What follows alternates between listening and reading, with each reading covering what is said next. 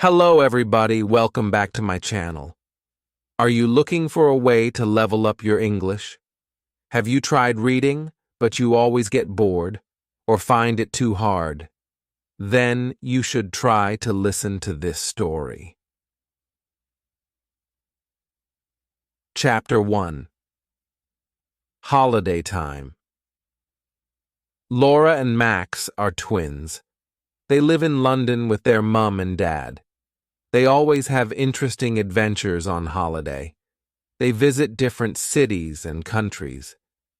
This summer, they are going to stay in a small cottage in the country. The cottage is in a village called Stonecross, near Salisbury. Max and Laura aren't very happy. "Boring," says Max. He looks at the map. The cottage is in the middle of a field. What can we do in the middle of a field? "Why are we going there?" asks Laura. Their dad is very tired. He says he wants to relax and to sleep a lot. Their mum loves the country. She wants to walk and paint. "It is a very beautiful part of England," she says, "full of culture, tradition, mystery." "Mystery?" say Max and Laura together. "Mystery. Okay, let's go." Chapter 2. Stonecross. The next day, Uncle Stephen and Auntie Barbara arrive. They have lots of suitcases. This year, the two families are going on holiday together. Mum drives her car. Dad sleeps. Dad always sleeps. Uncle Stephen and Auntie Barbara follow in their slow old car. 2 hours later, they arrive at Stonecross and find their cottage in the middle of a field. There are green hills, beautiful cottages, flowers, sheep, and cows everywhere. "It's lovely," say Max and Laura. "It's perfect," say Mum and Auntie Barbara. Dad says nothing. He is sleeping in the car. "What do you think, Stephen? Do you like it?" Uncle Stephen doesn't answer. He is looking into the distance. His eyes are very black and strange. "What's the matter, Stephen?" asks Auntie Barbara. "Don't you like the cottage?" Yes. It's wonderful," he says. "Come on, everyone. Let's take these suitcases inside. Wake up, Andrew." Dad wakes up. "What? Oh, where are we?" "We're here at Stonecross. Come and help. We must take the suitcases into the cottage." They take the suitcases and go inside, but Uncle Stephen waits. He wants to talk to his wife. "Barbara, I must tell you something," he says. His voice is very serious. "This place—" "Yes, darling. This place is in my book. Do you remember? The book I am studying about mysteries." "But Stephen, that book is very old. It's full of strange codes and secret messages." "Exactly. Don't you understand? This is the place where—" "Come on, Barbara! Come on, Stephen!" shouts Mum from the cottage. "We're coming," Uncle Stephen and Auntie Barbara answer. But when they walk to the cottage, their faces are white. They look very worried. Chapter 3. Mr. Carter and Mrs. Black. The cottage is big. There are 4 bedrooms and 2 bathrooms upstairs. Downstairs, there is a big kitchen, a living room, and a study. Uncle Stephen wants to use the study. He must finish some work during the holiday. Uncle Stephen is a historian. "What does Uncle Stephen do exactly?" Laura asks. Her mother replies, "He studies history." Max is confused. "But I study history too, at school. But it's not my job." "Yes, but Uncle Stephen writes books about history. He thinks about history. He tries to understand the things that no one understands. For example, asks Laura. Well, Mum replies, for example, the mystery of Stonehenge. So, what about Stonehenge? What is its mystery? No one really knows. Ask Uncle Stephen. Tomorrow we can go to see it. Suddenly there is a knock at the door. Mum opens it and an old man comes in. He has white hair and an angry face. My name's Carter, he says in an angry voice. I look after this cottage. Is everything okay? There is wood for the fire in the garden. There are sheets and pillows upstairs. If you have a problem, tell me. Have you got any problems? Now Mum remembers. Yes, Mr. Carter is the caretaker. He looks after the cottage when no one is staying in it. Thank you, Mr. Carter. It's very kind of you, but we have no problems. Mr. Carter wants a problem to solve, so he is not very happy. He goes to the door. Then he stops suddenly, turns around, and looks at them. Mrs. Black is coming, he says. Mrs. Black is coming soon. Be careful. He opens the door and goes out. What? Asks Mum. Who is Mrs. Black? Asks Max. And why be careful? Is she dangerous? Asks Auntie Barbara. Probably a witch from Stonehenge, says Laura. Everyone laughs. Don't talk about things you don't understand, says Uncle Stephen. There is another knock at the door. They all stop. There is silence in the room. Max opens the door. No one speaks. Hello, everyone, says a happy voice. A woman comes into the cottage. She is quite old, fat, she is pretty. She has blue eyes, silver earrings, and a big pink face. Hello, my name's Mrs. Black. Mrs. Black is a housekeeper. She helps with the cooking and cleaning. When a family comes for a holiday in the cottage, she helps them. She lives in a different cottage in the village with her son. Mrs. Black is very nice, and they start to relax. Later, they eat a big dinner and then say goodbye to their new friend, the housekeeper. They are very tired, and soon everyone is sleeping. Everyone but Uncle Stephen. He can't sleep because he is thinking about the book he is studying. Chapter 4. Laura and Max explore the village. On the morning, Laura and Max decide to explore the small village of Stonecross. Bye. Have a nice time. Come home for lunch at 1 o'clock, says their mother. In the square there is a post office, a baker's, a greengrocer's, a newsagent's, and some other small shops. Let's buy something to drink in this newsagent's, says Max. It's very hot. A woman is working in the shop. They say, "Good morning," and smile at the woman, but she does not smile at them. She looks at the twins with cold eyes. You two aren't from Stonecross. What do you want? The woman is not very friendly. 2 cans of Coke, please, says Max. 1.60 pounds.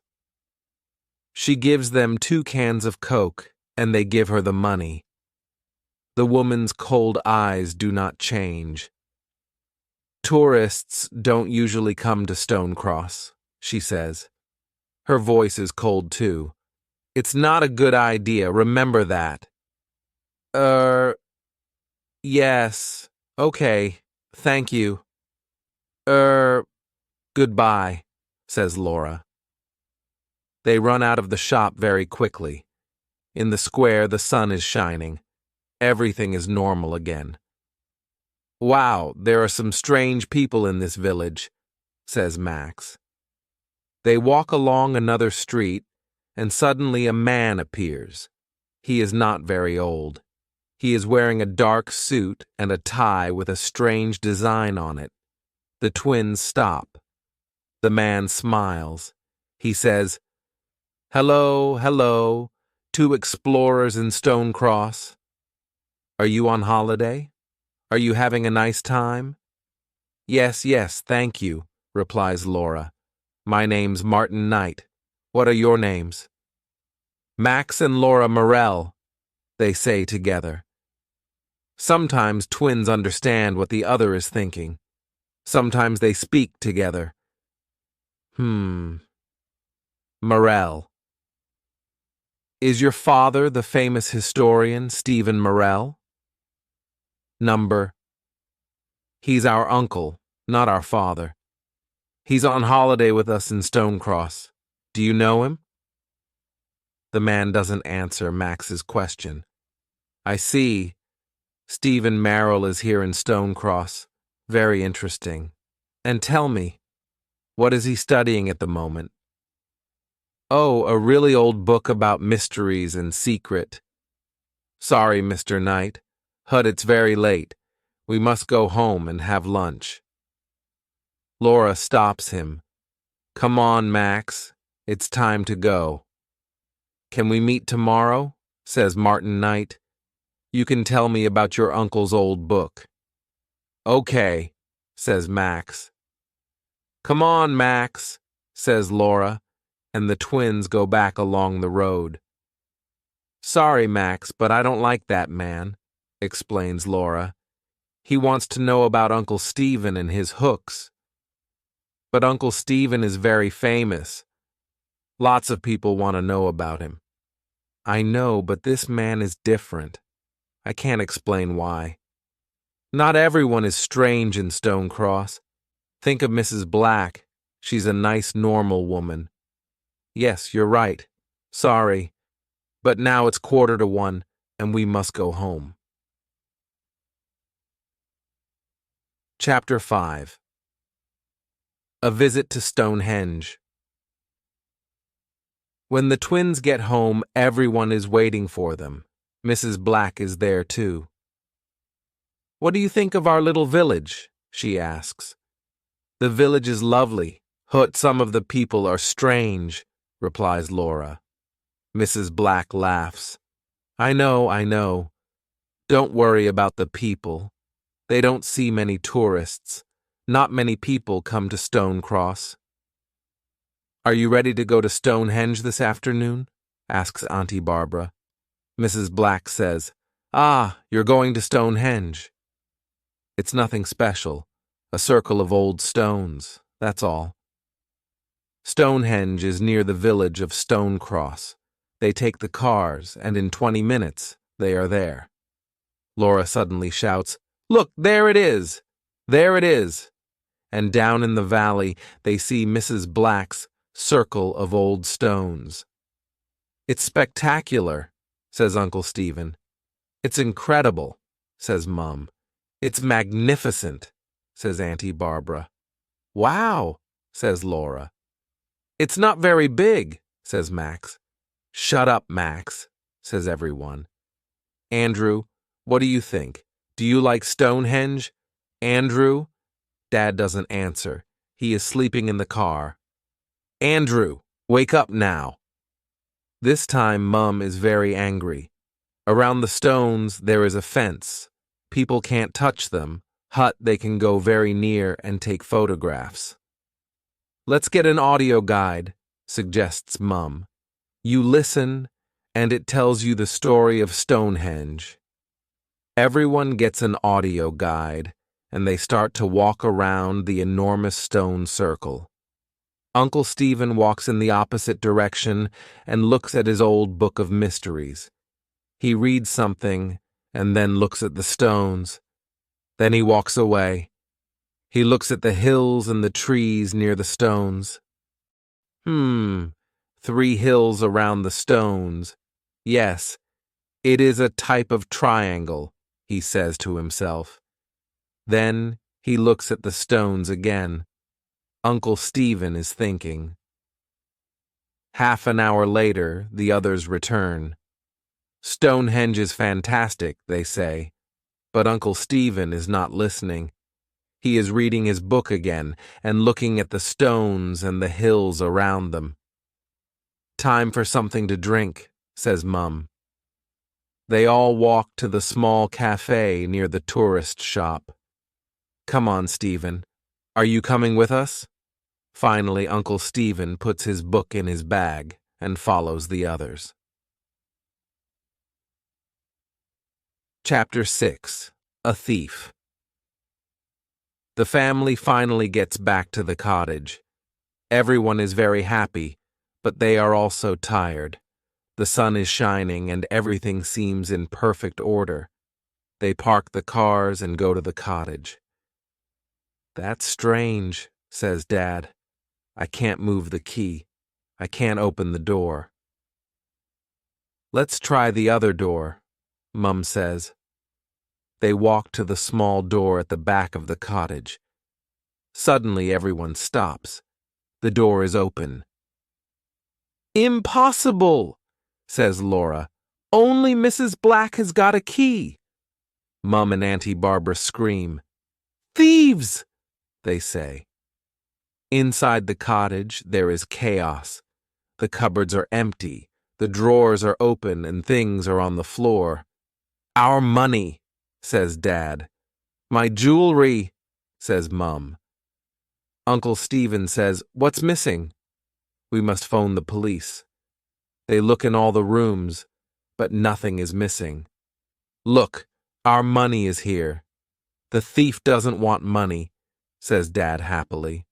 And look, my jewelry is here. He doesn't want my diamond ring, says Mum. So why? What is interesting for a thief here? Asks Max. Uncle Stephen's face is very serious. I think I know the answer to that question. This is what the thief wants, he says, and takes the hook of mysteries from his bag. That old book. But why? Asks Max. I am studying the mystery of Stonehenge. Some people think that it is an ancient computer, Uncle Stephen explains. I don't understand, says Laura.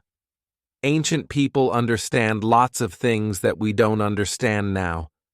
Things about the stars, about energy, mathematics, and communication.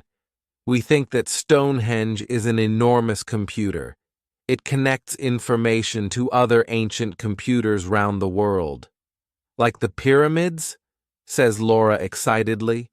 Exactly. Perhaps these computers communicate with spacemen too. Wow, says Max. Uncle Stephen continues. My old book of mysteries has a secret code, but there is a symbol I don't understand. I want to understand the symbol because I want to understand Stonehenge. This computer can be very dangerous because bad people can use the information. We must protect the book. Do you understand? Yes, they all reply. Now let's tidy the house. Everyone must keep their eyes and ears open. Yes, they all reply. The twins are tidying the house. Suddenly, Laura stops and says, Max, look. What do you think this is? She gives her brother a small silver object. It is round with a triangle and a strange cross in the middle. It's got a pin at the back. It's a brooch. Yes, perhaps it belongs to the thief. Let's give it to Uncle Stephen. They tell their uncle the story, and he looks at the small object. He puts it in his desk, and his face is serious. He doesn't say anything. Max and Laura go into the living room. There's something strange about that object, Laura, says Max. I know that symbol. Yes, says Laura. Me too. I recognize it, but where from? Chapter 7. A Noisy Night. At 7 o'clock, Mrs. Black arrives. She helps cook the dinner and listens to the story. Terrible, she says. Every summer there are thieves in Stonecross. They know there are lots of tourists, you see. But you say that tourists don't come here, answers Laura. Ah, yes. Well, it depends. Some summers there are a lot. Some summers there aren't a lot. Suddenly, a telephone rings. It is Mrs. Black's mobile phone. Excuse me, she says and smiles at everyone. She goes to the hall and speaks in a soft voice. Yes, okay. Don't worry, everything's all right. I don't know. Perhaps tonight, perhaps tomorrow night. Okay, bye. My son, she explains. He's 27 and he doesn't know how to cook. Can you believe it? Mum laughs. I'm sure he prefers your wonderful cooking. Later that evening, everyone is playing cards together. Mum is winning. She always wins. Mrs. Black says, "Who wants a nice cup of hot chocolate?" During the evening and at night it is cold in the house. They say, "Yes, please, Mrs. Black," but Laura says, "No, thank you." The housekeeper seems offended. "Why not?" she asks angrily. "Hot chocolate helps you sleep." "I can sleep with no problems, thank you," replies Laura. Mrs. Black is not very happy, but goes to the kitchen to make hot chocolate for the others. It is creamy, chocolatey, and delicious. "This is wonderful, Mrs. Black. What is the special ingredient? Do you have a secret recipe?" asks Mum. "It's my grandmother's secret recipe," she says, and laughs. She says good night and goes home. Soon, everyone is very sleepy and goes to bed.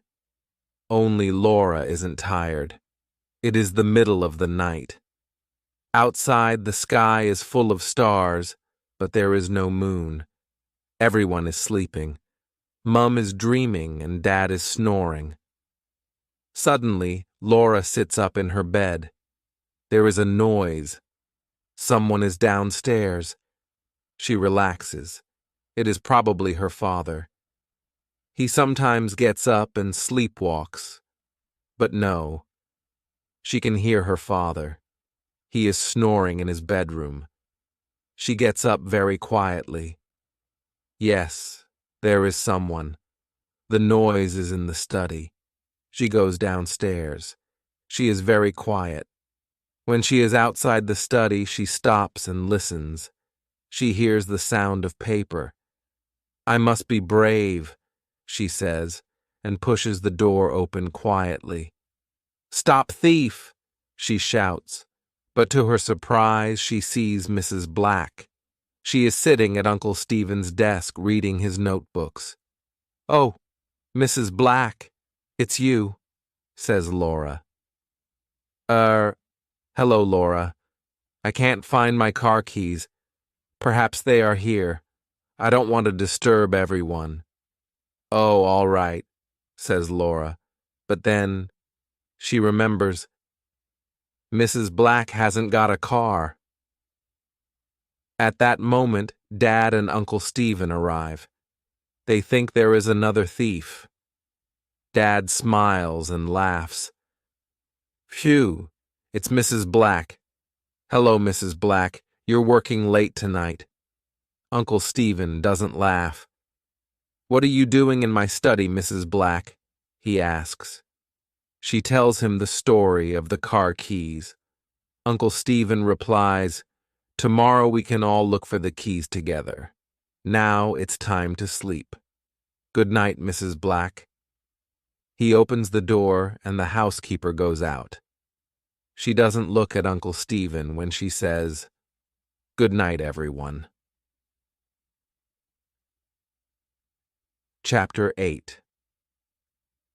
Now I remember. For 2 or 3 days everything is normal and everyone is happy. Mrs. Black says her son has got the car keys and they aren't lost after all. Laura looks at Mrs. Black but decides not to say anything. On Wednesday afternoon, Mum and Dad go walking. Dad wants to sleep, but Mum says, "No, Andrew, you can't sleep all holiday." "All right," he replies, but he is not very happy. "What about you, Stephen? Come with us." "No, thank you. I must work." Auntie Barbara laughs and says to Mum, "Sarah, your husband sleeps all the time and my husband works all the time."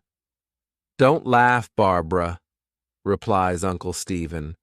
"My work is very important." Everyone laughs.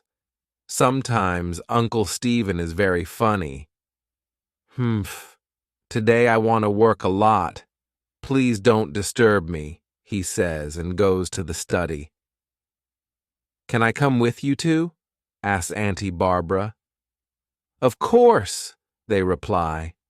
They all put on their walking boots and say goodbye to the twins. Max and Laura decide to explore a different part of the village.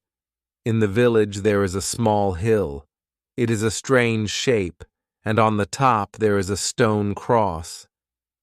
The village probably has the name Stone Cross because there is a stone cross on the hill, says Laura. "Very clever, Sherlock," says her brother. They look up to the cross on the hill. Two people are talking near it. The sun is behind them, and the twins can't see very well. "Who are those two people?" they ask together.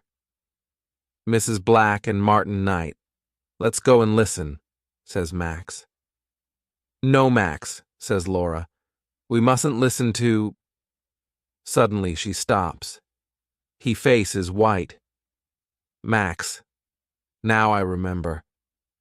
Max's face is white too. He remembers the same thing. "I know. Me too. The symbol. Yes, I know where it comes from. Yes, Mrs. Black's earrings. It's the same symbol. What? I remember it from Martin Knight's tie. What? This means Mrs. Black and Martin Knight know the thief. Perhaps one of them is the thief. Do you remember Mrs. Black reading Uncle Stephen's notebook? Do you remember Martin Knight's questions? What can we do?" "Come on, Laura, follow me," says Max. They start to go up the hill, but Mrs. Black and Martin Knight aren't there. "We're too late. Where are they now?" says Laura. "I don't know," answers Max. "Come on, let's go home and tell Uncle Stephen what we know." They start to walk home, but on the hill, two dark shadows are watching them from behind the stone cross. Chapter 9. Uncle Stephen understands Uncle Stephen is happy. Finally, he can work in peace. He makes a cup of tea and goes into his study. On his desk, there is the old book of mysteries and the silver brooch with the strange symbol. He takes the brooch in his hand and looks at it. He knows it is part of the mystery. But how? The circle is similar to Stonehenge. The triangle is similar to the hills around it. But what does the cross mean?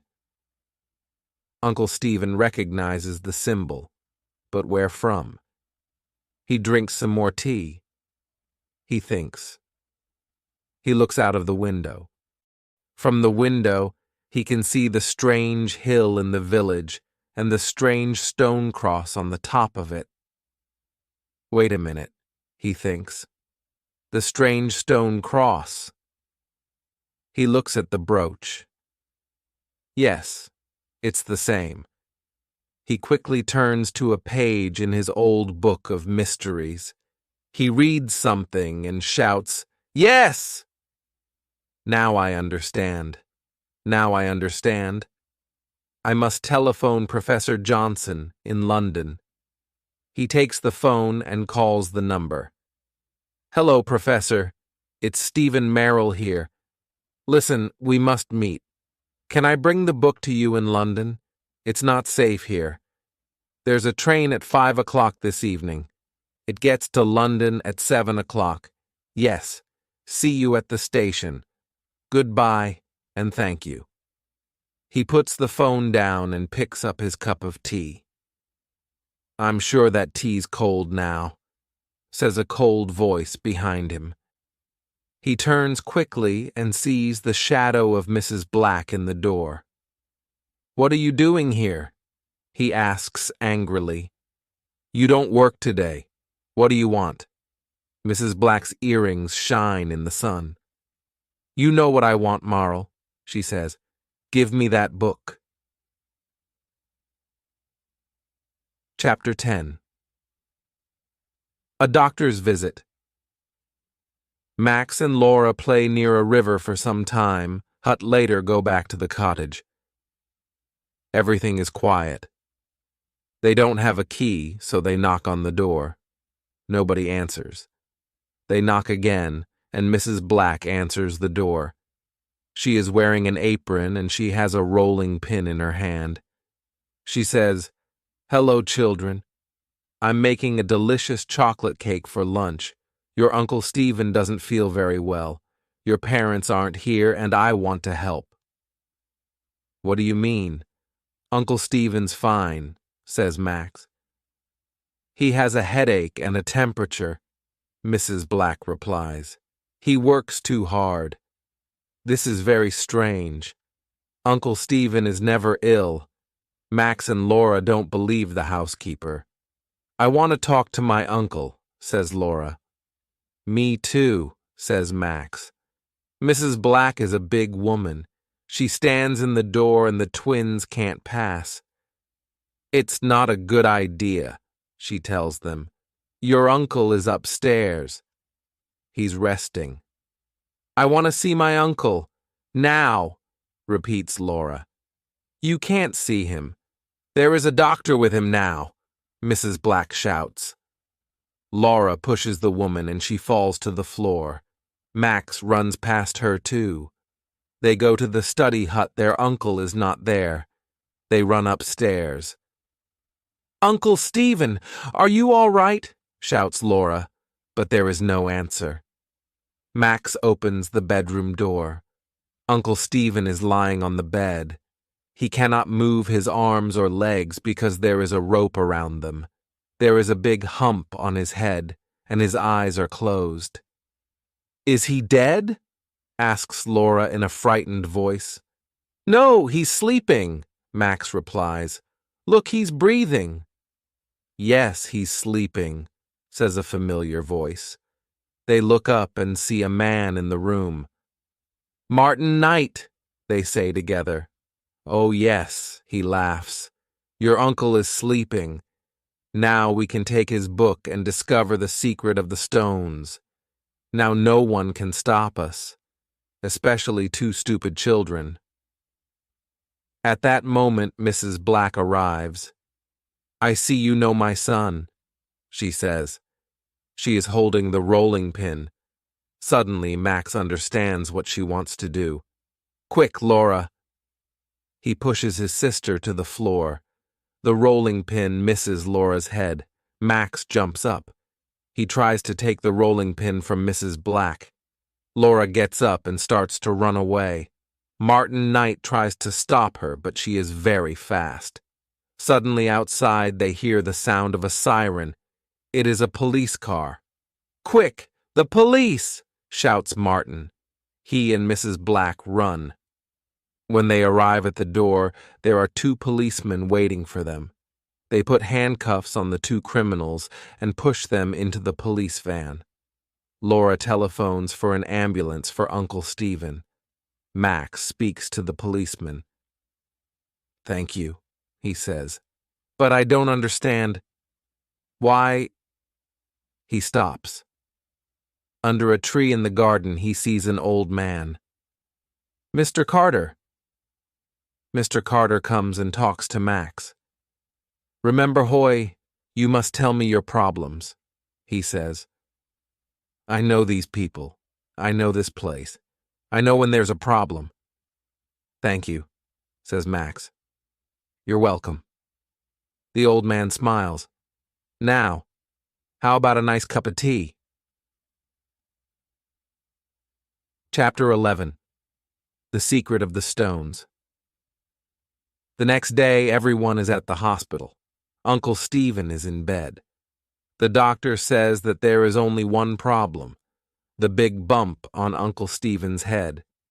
Uncle Stephen opens his eyes. Hello, Barbara. What day is it? It's Thursday, darling. Oh, hello, Andrew. Hello, everyone. What are you doing here? Don't you have school today, children? It's the summer holiday, Laura replies. We're in Stonecross, remember? Says Max. Stonecross? Holiday? No, I don't remember. We're in London. I think... Uncle Stephen doesn't remember. He doesn't remember about the holiday, about Mrs. Black and Martin Knight, and most important of all, he doesn't remember about the secret of the stones.